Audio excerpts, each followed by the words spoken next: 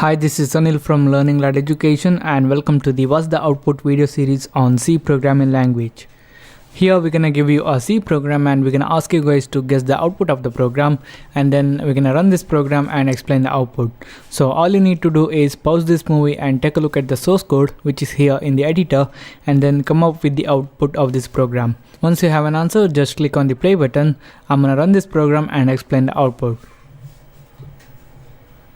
Alright, now I believe that you guys have an answer for this program. I'm gonna build and run this, and here we're gonna get the output as 1, none and 2.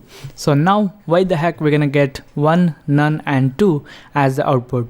Here we have this variable I, and it is of integer type, and we have stored the value of 1 in it. And then we have this switch statement, and here we have this I variable as the expression.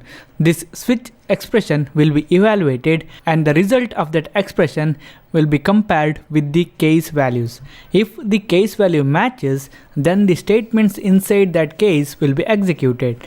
If none of the case values match with the expression's result, then the default block will be executed. So here what happens is I variable is containing a value of 1, and that will match with the case 1, and that's why this case 1 statement will start executing. So it's gonna execute this printf statement and it's gonna print out 1, and then we don't have the break statement to terminate this switch, and that's why the other statements which are inside this switch will be executed, and that's why it's gonna execute the statements that we have written inside this default block.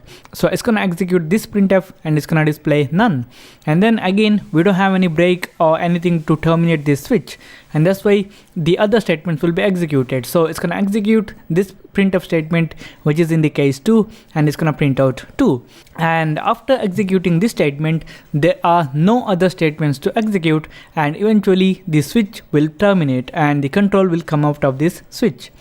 So here you need to use the break statement to terminate the switch after executing all the case statements. So here I'm gonna use the break statement after executing all the statements of this case 1. So it's gonna be break, and similarly we're gonna have this break for the default block.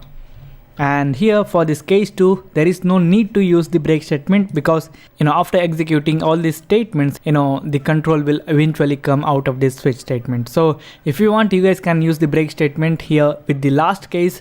If you don't want to use it, you guys can skip it. So here I'm gonna save this program and I'm gonna build and run it, and this time you guys can see here we're gonna get the result as 1.